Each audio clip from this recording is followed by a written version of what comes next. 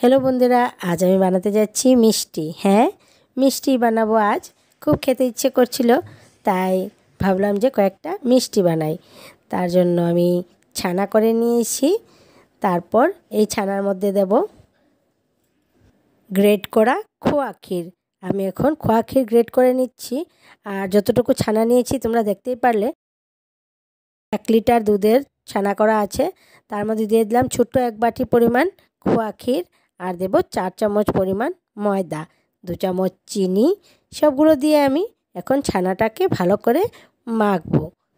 আর এইদিকে আমি বসিয়ে দিয়েছি শিরা, আর দুটো এলাচ থেতো করে দিয়ে দিয়েছি শিরার মধ্যে, যাতে একটু এলাচের গন্ধ আসে। এদিকে আরেকটা কড়াই নিয়েছি, যেটাতে আমি দিয়ে দেব সাদা তেল। আর এভাবে ছানার লেচিগুলো নিয়ে আমি হাত দিয়ে একটুখানি কাটলেটের শেপে গড়ে দিচ্ছি, যাতে দেখতে একটা সুন্দর এটার ডিজাইন মনে হয়, দেখতে ভালো লাগে। তাই একটুখানি আলাদা করে ডিজাইনটা করলাম।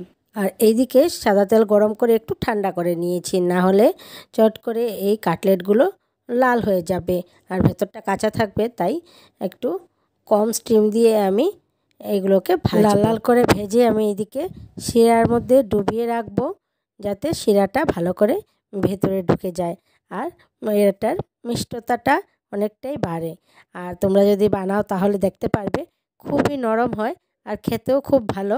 আর তার মধ্যে হলো সবচেয়ে বড় কথা, বানাতে খুবই ইজি আর কম সময়েই হয়ে যায়। তাহলে কখনো মিষ্টি খেতে ইচ্ছে করলে এভাবে তোমরা বানিয়ে খেতে পারো।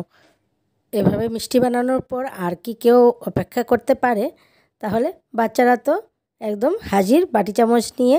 তাই আমরা সবাই একটু একটু করে খেয়ে নিই।